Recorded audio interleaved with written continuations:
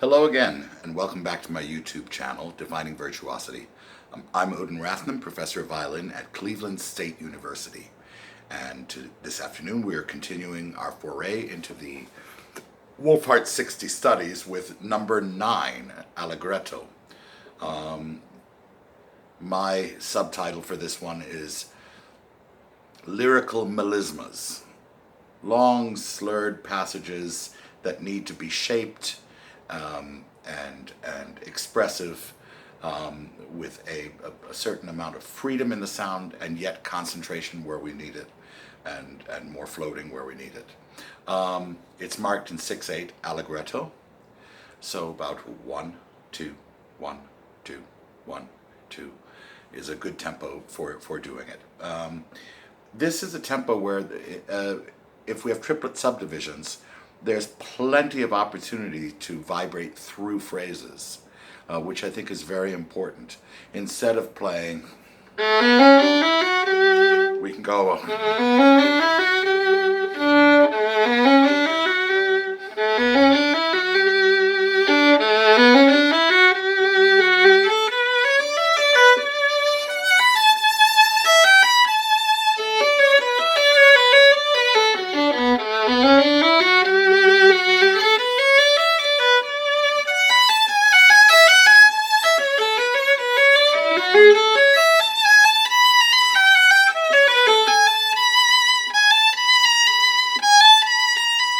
really working to vibrate every note.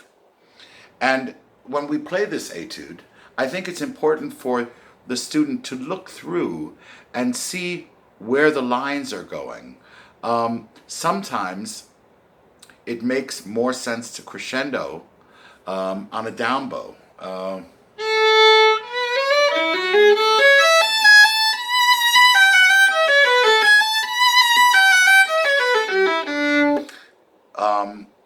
And sometimes it makes more sense to crescendo on an up bow, depending on how the music is developing harmonically. Most of the Wohlfahrts from this point on, with the exception of 31 in Book 2, and maybe a couple of others, are actually lovely little pieces of music. And I would encourage you, when you're studying these, to play them as musically as you possibly can.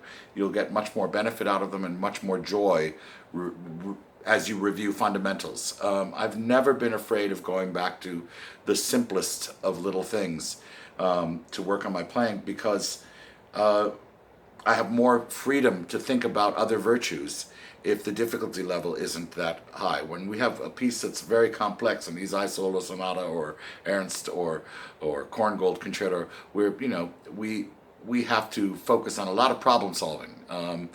There's not as much problem solving in here, so there's more room to add virtues of line, virtues of vibrato and bow control and everything else. Why don't I just play through it for you now?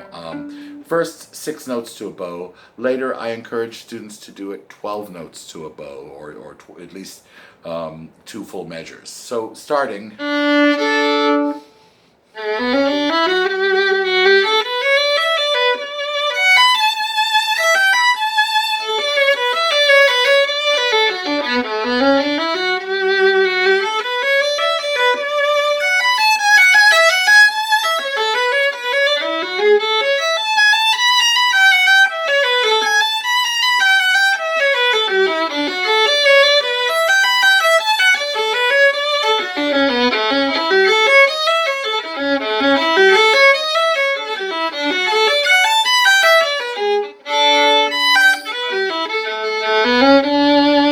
Free blooper there for you. Then finally 12.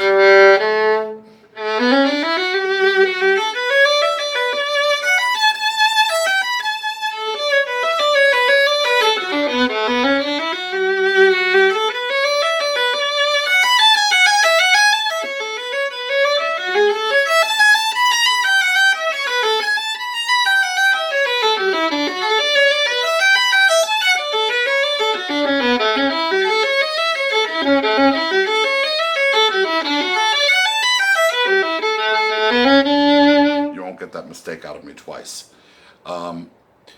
Okay, Now, what does this relate to?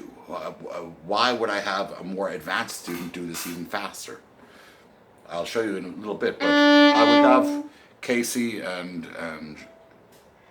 Sho and Aga and you guys doing this faster, because there's a relationship to this and music. Being able to crescendo on down bows into these fast triplets.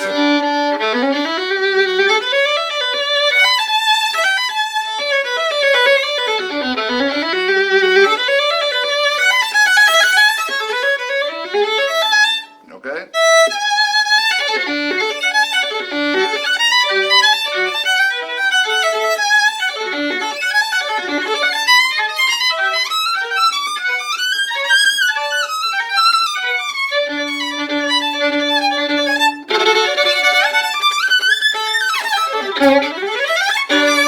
So there's always a relationship between something very simple and something that you can do in the concert literature. The control that's developed in this etude, being able to crescendo on down bows or crescendo on up bows and create these long melismas, translates extremely well to the last movement of Bruch Concerto, because as that music is developed, we start with leans here. So I'll lean, travel, lean,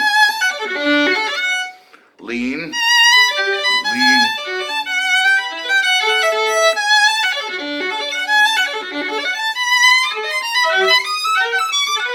Here, what's coming up, Bruch reverses where the hairpin is. It's now at the tip.